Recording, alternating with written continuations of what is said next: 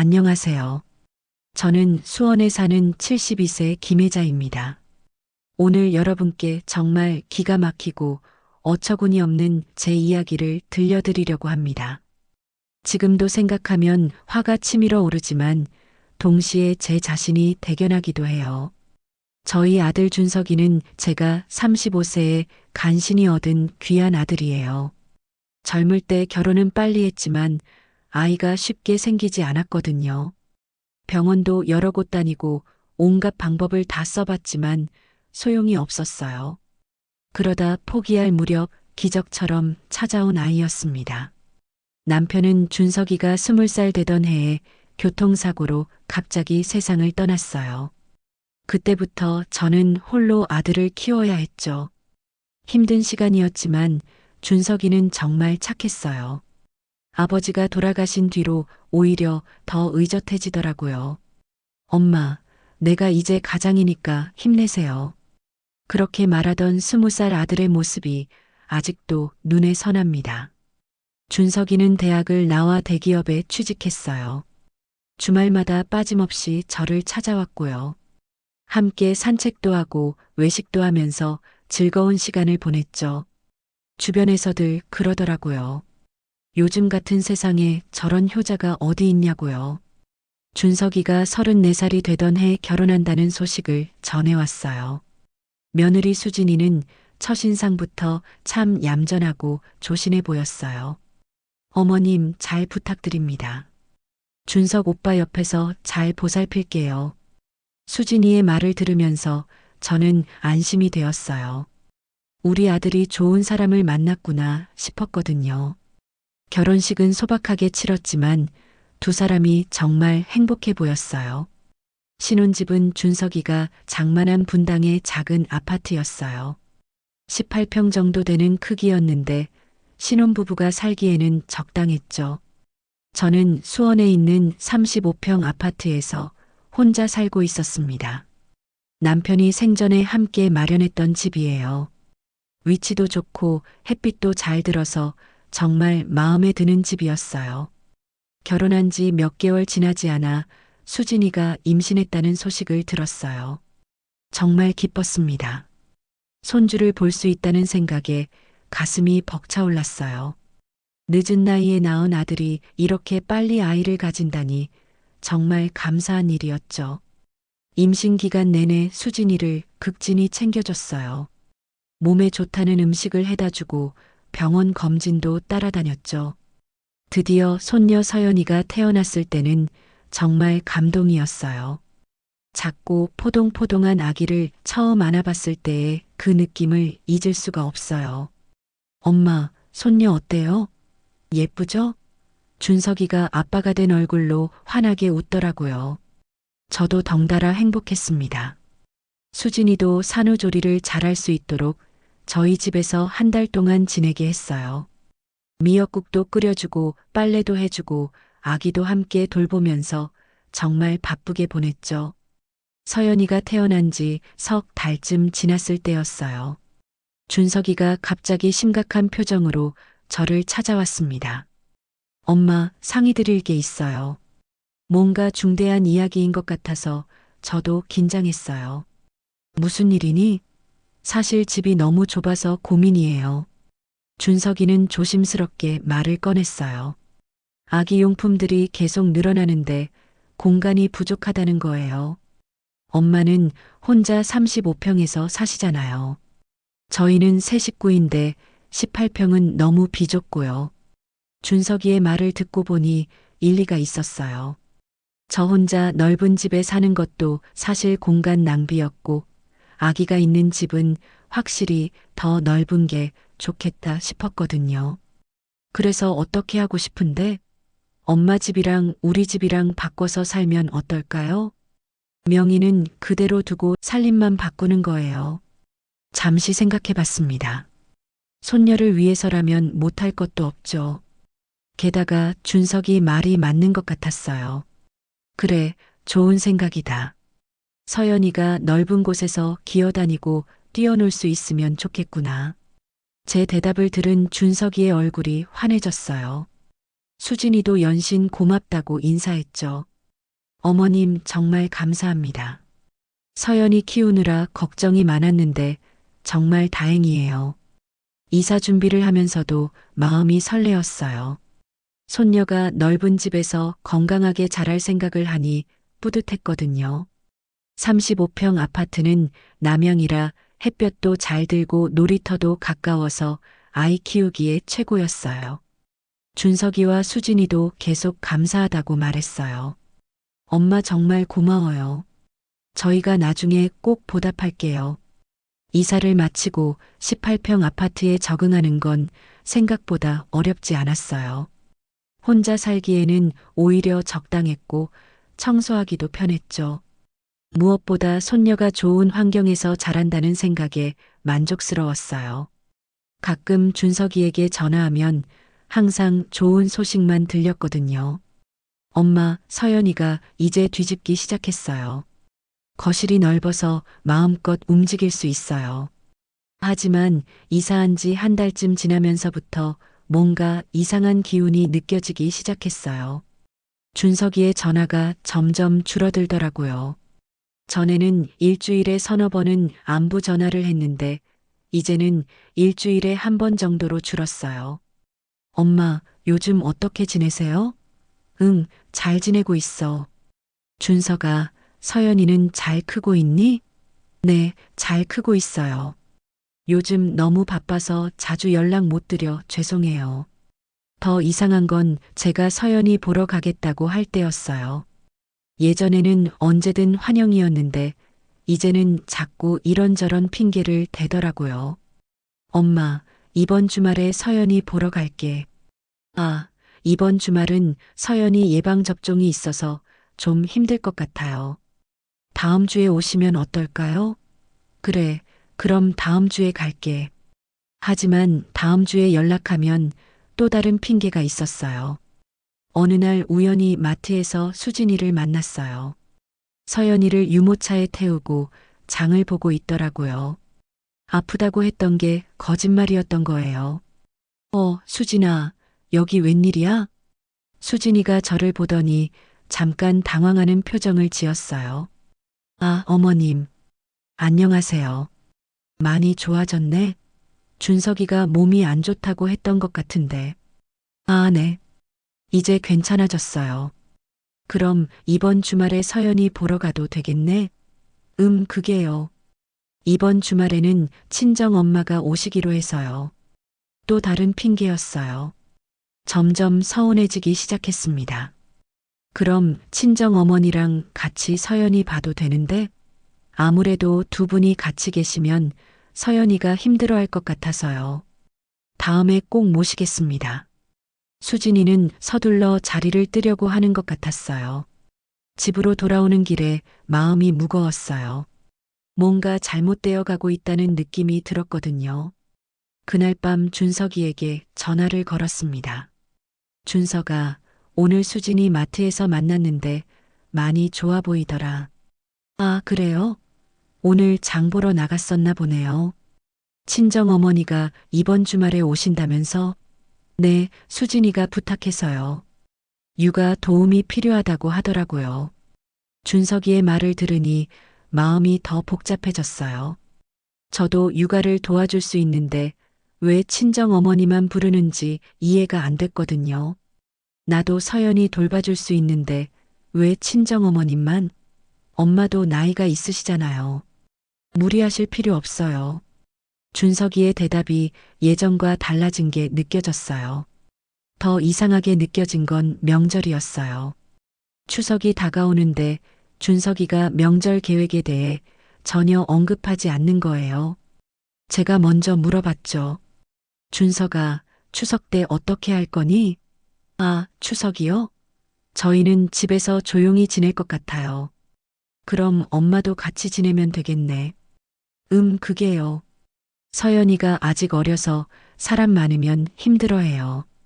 이번에는 저희끼리 지내려고요. 또 거절당했어요. 명절에도 가족이 함께하지 못한다는 게 얼마나 서운한지 모르겠더라고요. 그 무렵 저는 혼자서 많은 생각을 하게 되었어요. 혹시 제가 집을 바꿔준 것 때문에 부담을 느끼는 건 아닌지, 아니면 제가 너무 자주 연락해서 부담스러워하는 건 아닌지 말이에요. 그래서 조금 거리를 두기로 했습니다. 전화도 덜하고 만나자는 말도 자제했어요. 하지만 거리를 둘수록 연락은 더 뜸해졌어요. 제가 먼저 연락하지 않으면 준석이에게서 연락이 오는 일은 거의 없었거든요. 밤에 혼자 누워 있으면 자꾸 생각이 났어요. 손녀를 위해 집을 바꿔준 건 잘한 일이었는데 왜 이렇게 관계가 멀어지고 있는 걸까요? 그렇게 서먹한 관계가 몇 달 더 지속되었어요. 저는 준석이 가족을 배려한다는 명목으로 연락을 자제했지만 속으로는 점점 외로워지고 있었습니다. 혼자 서연이가 어떻게 자라고 있는지, 첫걸음만은 언제 뗐는지, 첫말은 뭐였는지 궁금한 게 너무 많았거든요. 어느 날 마트에서 장을 보고 집으로 돌아오는 길이었어요. 무거운 장바구니를 들고 버스 정류장에서 버스를 기다리고 있는데 갑자기 익숙한 목소리가 들렸습니다. 어머님, 정말 고생 많으셨어요. 드디어 이사 오셨네요. 돌아보니 준석이가 중년 여성과 함께 이사짐차에서 짐을 내리고 있었어요. 그 여성은 수진이와 닮은 구석이 있어서 한눈에 장모라는 걸 알 수 있었습니다. 순간 가슴이 철렁 내려앉는 느낌이었어요. 이사짐차에서 나오는 짐들을 보니 확실히 누군가가 이사를 오는 게 맞았거든요. 준석이가 정말 효자구나. 이렇게 좋은 아파트에서 살게 해주고. 수진이 어머니의 말을 들으니 상황이 명확해졌어요. 준석이와 수진이가 장모를 모시고 살기로 한 거였죠. 저는 그 자리에서 움직일 수가 없었어요. 다리에 힘이 빠져서 버스 정류장 의자에 주저앉고 말았습니다. 머릿속이 하얘지면서 아무 생각도 나지 않았어요. 그제야 모든 게 이해되었습니다. 준석이와 수진이가 저와 거리를 둔 이유, 자꾸 핑계를 대며 만나려고 하지 않은 이유가 말이에요. 처음부터 장모를 모시고 살 계획이었던 거죠. 버스가 와도 탈 수가 없었어요. 그냥 멍하니 앉아서 준석이가 장모의 짐을 나르는 모습만 바라보고 있었습니다. 제가 손녀를 위해서라고 생각하며 내어준 집에서 말이에요. 집에 돌아와서도 정신이 없었어요. 장바구니를 부엌에 내려놓고 소파에 털썩 앉았는데 눈물이 나오려고 했습니다. 하지만 울기에는 너무 어이가 없었어요. 그날 밤 잠을 이룰 수가 없었습니다. 자꾸만 생각이 났거든요. 준석이가 집을 바꾸자고 했을 때 서연이 때문이라고 했던 말들이요. 엄마 혼자 35평에서 사시는 게 너무 넓지 않으세요? 저희는 3명이니까 더 넓은 공간이 필요하고요. 3명이 아니라 4명이었던 거죠. 처음부터 장모까지 포함해서 계산한 거였어요. 다음 날 아침 일찍 준석이에게 전화를 걸었습니다. 더 이상 모른 척 할 수 없었거든요. 준석아, 어제 사돈 이사 오시는 거 봤어. 전화 너머로 준석이가 당황하는 기색이 느껴졌어요. 아, 엄마 보셨구나. 말씀드리려고 했는데. 언제부터 계획한 거니? 그게요, 갑자기 결정된 거예요. 장모님이 혼자 사시기 외로워하셔서요. 준석이의 목소리가 떨리고 있었어요. 거짓말하고 있다는 게 뻔히 보였죠. 갑자기라고? 그럼 나한테 집 바꾸자고 할 때는 이런 계획이 없었다는 거야? 정말 그때는 몰랐어요. 서연이 때문에 바꾼 거 맞아요. 하지만 저는 더 이상 믿을 수 없었어요. 준석아, 솔직히 말해봐. 처음부터 장모님 모시고 살 생각이었던 거지? 한참 침묵이 흘렀어요.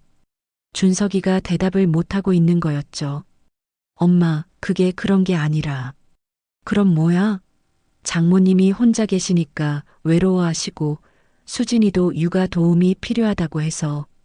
준석이의 변명을 듣고 있으니 화가 치밀어 올랐어요. 거짓말로 저를 속이고 집을 뺏어간 거나 다름없었거든요. 그럼 나한테는 왜 말 안 했어? 장모님 모시고 살 거니까 집 바꿔달라고 솔직히 말했으면 됐잖아. 그러면 엄마가 싫어하실까 봐요. 싫어하기는 뭘 싫어해? 나도 이해할 수 있어. 하지만 거짓말하고 속이는 건 다른 문제야. 그날 오후 수진이에게서 전화가 왔어요. 어머님, 오해가 있으신 것 같아서 전화드려요. 무슨 오해? 저희가 처음부터 엄마를 모시고 살 계획이었던 건 아니에요. 정말 갑자기 결정된 거예요. 수진이도 준석이와 똑같은 말을 하고 있었어요. 하지만 저는 더 이상 속지 않았습니다. 수진아, 솔직히 말해봐. 사돈이 살던 집은 어떤 집이었는데? 그게요, 반지하 빌라였어요. 좀 오래되고 습하고. 수진이의 말을 들으니 더욱 명확해졌어요. 장모는 열악한 환경에서 살고 있었고 좋은 아파트에서 살고 싶어 했던 거죠. 그날 밤 혼자 앉아서 많은 생각을 했어요. 아들과 며느리가 저를 완전히 속였다는 사실이 믿어지지 않았거든요. 손녀를 위해서라고 생각하며 집까지 내어줬는데 알고 보니 장모를 위한 거였던 거죠. 더 화가 난 건 거짓말을 했다는 거였어요. 그날 밤 저는 결심했습니다. 더 이상 이대로 당하고만 있을 수는 없다고 말이에요. 그날 밤 잠을 한숨도 자지 못했어요. 다음 날 아침 일찍 친구 영자에게 전화를 걸었어요. 혼자서는 도저히 이 상황을 감당할 수 없을 것 같았거든요. 영자야, 나 좀 만날 수 있어? 급한 얘기가 있어서. 무슨 일이야, 혜자야? 목소리가 이상한데. 전화로는 설명하기 어려워. 만나서 얘기할게. 영자를 만나서 어제 있었던 일을 모두 털어놨어요. 준석이가 장모를 모시고 살기 위해 집을 바꾸자고 했다는 것, 저를 속이고 거짓말했다는 것들을 말이에요. 뭐라고? 그럼 처음부터 계획적으로 속인 거야? 그런 것 같아. 서연이 때문이라고 했지만 실제로는 장모 때문이었던 거지. 영자의 얼굴이 점점 굳어졌어요. 아니, 그럼 너를 완전히 이용한 거잖아. 집까지 내주고 나서 이런 식으로 당하다니. 며칠 후 준석이에게서 전화가 왔어요. 엄마, 다음 주에 가족 여행 갈 거예요. 태국으로 일주일 정도 다녀올 예정이에요. 아, 그래. 좋겠네. 장모님도 같이 가시니? 네, 장모님이 너무 외로워하셔서 같이 모시고 가기로 했어요. 그 말을 들으니 기가 찼습니다. 하지만 제 감정을 꾹 숨기고 차분하게 말을 이어갔어요. 그래, 좋겠다. 오랜만에 가족 여행이니까 재미있게 다녀와. 네, 그런데 엄마는 괜찮으세요? 서연이도 못 보고. 괜찮아, 괜찮아. 여행 다녀와서 보면 되지. 사진 많이 찍어와라. 전화를 끊고 나서 본격적으로 준비에 들어갔어요. 먼저 부동산에 전화를 걸었습니다. 혹시 35평 아파트 시세가 어떻게 되나요? 수원 어느 단지신가요? 제가 아파트 정보를 말해주자 부동산 직원이 대답했어요. 아, 그 단지면 지금 시세가 9억 정도 될 것 같은데요. 금매로 내놓으시면 8억 5천 정도에도 나갈 수 있을 거예요. 생각보다 높은 금액이었어요. 이 정도면 제가 혼자 살기에는 충분한 돈이었거든요. 혹시 금매로 내놓으면 얼마나 빨리 팔릴까요? 요즘 그 단지 매물이 잘 안 나와서요. 금매로 내놓으시면 일주일 안에도 나갈 수 있을 것 같아요. 월요일에 부동산에서 연락이 왔어요. 매수자가 나타났는데요. 현금으로 8억 5천에 바로 계약하겠다고 해요. 정말요? 그럼 언제 계약할 수 있나요? 내일 오전에 계약하고 목요일에 잔금 치르면 됩니다. 모든 게 계획대로 돌아가고 있었어요. 화요일 아침 준석이 가족이 태국으로 떠난다고 연락이 왔을 때 저는 마음속으로 미소를 지었습니다. 엄마, 지금 공항 가는 중이에요. 잘 다녀올게요. 응, 조심해서 다녀와. 서연이 아프지 않게 잘 챙겨라. 준석이 가족이 출국한 것을 확인한 후 저는 부동산으로 향했어요. 계약서에 사인하는 순간 마음이 시원해지는 것 같았습니다. 목요일 아침 일찍 영자와 함께 35평 아파트로 향했어요.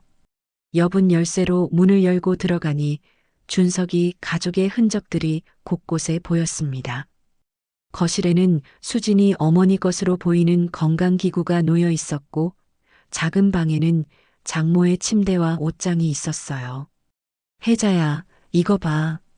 정말 장모를 위해서 집 바꾼 게 확실하네. 영자가 화를 내는 것을 보니 제가 잘못 생각한 게 아니라는 확신이 들었어요. 이사짐센터 직원들이 도착해서 짐을 포장하기 시작했어요. 모든 짐을 다 포장해 주세요. 하나도 남기지 말고요. 오후에 빌라에 도착해서 짐들을 모두 내려놓았어요. 1층 작은 빌라 앞에 35평 아파트에서 나온 짐들이 가득 쌓여 있는 모습을 보니 뭔가 묘한 기분이 들었습니다. 모든 일을 마치고 영자와 함께 커피를 마시면서 기분이 후련했어요. 토요일 저녁 준석이에게서 전화가 왔을 때 저는 마음의 준비를 하고 있었습니다. 진짜 재미있는 일이 시작될 거라고 생각하니까 오히려 기대되더라고요. 토요일 저녁 8시쯤 준석이에게서 첫 번째 전화가 왔어요. 여행에서 막 돌아온 모양이었거든요. 엄마, 큰일 났어요. 집 문이 안 열려요. 준석이의 목소리가 당황스러워 들렸어요. 저는 침착하게 대답했습니다. 문이 안 열린다고? 비밀번호를 잘못 누른 거 아니야? 아니에요. 비밀번호도 맞는데 아예 반응이 없어요. 그리고 창문으로 보니까 집안이 텅 비어 있는 것 같아요. 아, 그거 내가 집 팔아버렸거든. 전화 너머로 완전한 침묵이 흘렀어요. 준석이가 제 말을 이해하지 못하는 것 같았거든요. 뭐라고요? 집을 팔았다고요? 응, 맞아. 8억 5천에 팔았어. 금매로 내놨더니 바로 나가더라. 엄마, 지금 장난하시는 거죠? 설마 정말로. 장난 아니야. 진짜 팔았어. 목요일에 잔금까지 다 받았고. 준석이의 목소리가 떨리기 시작했어요. 그럼 저희 짐은 어디 있어요? 서연이 물건들도 장모님 짐도 다 어디 갔어요? 아, 그거 다 수진이 엄마 빌라 앞에 갖다 놨어. 원래 살던 곳으로 돌려보낸 거지. 그때 전화 너머로 수진이 어머니의 목소리가 들렸어요. 뭔가 다급하게 얘기하고 있었거든요. 엄마, 이게 무슨 일이에요? 미리 말씀도 안 하시고 어떻게 이럴 수 있어요? 준석이의 목소리에서 절망감이 느껴졌어요. 미리 말하라고? 너희들이 나한테 미리 말했니? 장모 모시고 살 거라고. 그건 그렇지만은 무슨 소리야? 너희들도 나한테 미리 말 안 했잖아. 전화를 끊고 나서 기분이 정말 상쾌했어요. 그동안 쌓였던 스트레스가 한 번에 풀리는 기분이었거든요. 30분 후에 수진이에게서 전화가 왔어요. 어머님, 제발 다시 생각해 주세요. 서연이는 어떻게 해요? 서연이? 서연이는 엄마 아빠가 알아서 키우면 되지. 할머니가 뭘 어떻게 해? 어머님이 너무 하세요. 그래도 손녀인데 어떻게 이럴 수 있어요? 수진이의 목소리가 울음 섞여 있었지만 저는 전혀 마음이 움직이지 않았어요. 내가 너무 한다고? 그럼 너희들이 나한테 한 건 뭐야? 거짓말하고 속이고 이용한 건 괜찮고? 죄송해요. 정말 잘못했어요. 그러니까 제발 집 문제만큼은 이미 계약 끝났어. 이제 되돌릴 수도 없고. 그날 밤 준석이와 수진이 그리고 장모로부터 총 20통이 넘는 전화가 왔어요. 하지만 저는 받지 않았습니다. 할 말이 없었거든요. 다음날 일요일 아침 준석이가 직접 찾아왔어요. 얼굴이 완전히 초췌해져 있었어요. 엄마, 제발 한 번만 더 기회를 주세요. 기회? 무슨 기회? 집 되찾을 방법이 없을까요? 제가 돈 대출 받아서라도.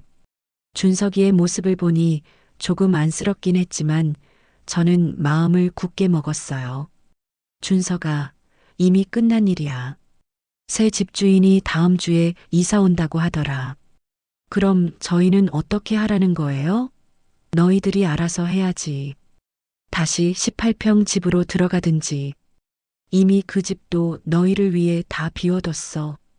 비밀번호도 그대로야. 서연이는 어떻게 해요? 애가 무슨 죄가 있어요? 준석이가 서연이를 들먹이니까 마음이 아팠지만 저는 단호하게 말했어요. 서연이 걱정은 부모인 너희들이 하는 거야. 할머니가 뭘 어떻게 해? 그날 오후 수진이 어머니가 찾아왔어요. 사돈, 수진이 엄마입니다. 아, 그래요? 들어오세요. 우리 서로 어른끼리 대화 좀 해봅시다. 수진이 어머니가 앉더니 바로 본론을 꺼냈어요. 솔직히 말해서 이번 일은 우리 수진이가 잘못했어요. 하지만 그렇다고 이렇게까지 하실 필요는 없었잖아요. 이렇게까지라니요? 제가 뭘 어떻게 했다는 거예요? 집을 팔아버리시고 짐을 다 내다 버리시고 장모의 말을 듣고 있으니 화가 다시 치밀어 올랐어요. 잠깐만요. 짐을 내다 버렸다고요? 제가 사돈 원래 집 앞에 갖다 드렸는데요. 그게 그렇게 다를 게 뭐가 있어요? 많이 다르죠. 버린 것과 원래 자리에 갖다 놓은 건 완전히 다른 거예요. 수진이 어머니는 뭔가 할 말을 찾지 못하는 것 같았어요. 그리고 사돈, 애초에 이 모든 일의 시작이 사돈이 좋은 집에서 살고 싶어서였던 거 아니에요? 그게 무슨, 준석이랑 수진이가 저를 속이고 거짓말한 것도 결국은 사돈 때문이었잖아요. 수진이 어머니의 얼굴이 붉어졌어요. 그렇다고 해서 이렇게 복수를 하시는 게 옳은 일인가요? 복수요? 이건 복수가 아니에요. 제가 받은 만큼 돌려준 거예요. 받은 만큼이라뇨? 저를 이용하고 속인 만큼 저도 그대로 돌려준 거죠. 그날 수진이 어머니가 돌아간 후 저는 여행사에 전화를 걸었어요. 유럽 여행 상품 중에 가장 좋은 걸로 예약하고 싶어요. 몇 분이서 가실 건가요? 저 혼자요.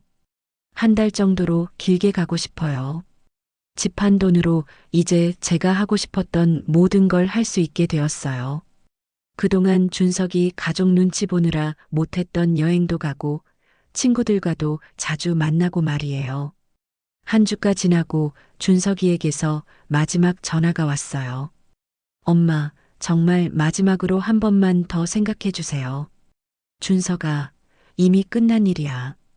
이제 각자 자기 길을 가는 거야. 너희가 나한테 해준 만큼만 해줬을 뿐이란다. 준석이가 할 말을 잃은 것 같았어요. 다음 주에 유럽으로 떠나는 비행기표를 들고 있으니까 정말 자유로운 기분이었어요. 그동안 아들과 며느리 눈치 보면서 살았는데 이제는 정말 제 마음대로 살 수 있게 된 거죠. 영자가 공항까지 배웅 나와줬어요. 혜자야, 정말 잘했어. 앞으로는 네 인생을 위해서 살아. 고마워, 영자야. 이제 정말 자유야. 비행기에 앉아서 창밖을 보니까 마음이 정말 후련했어요. 72년을 살면서 이렇게 속 시원한 일은 처음이었거든요. 준석이와 수진이는 결국 18평 아파트로 들어가 지내고 있다는 소식을 들었어요. 물론 수진이 어머니와 함께요. 하지만 이제는 더 이상 그 문제는 제가 상관할 일이 아니었어요. 저는 이제 정말 제 인생을 위해서 살기로 했거든요. 아들은 결혼하면 남이 된다는 말이 정말 맞는 것 같아요. 여러분도 저처럼 이용당하지 마시고 자신을 소중히 여기면서 사세요. 나에게 해준 만큼만 돌려주는 것, 그게 세상 사는 지혜인 것 같습니다. 사이다처럼 시원함을 공감하셨으면 구독과 좋아요로 응원해 주세요.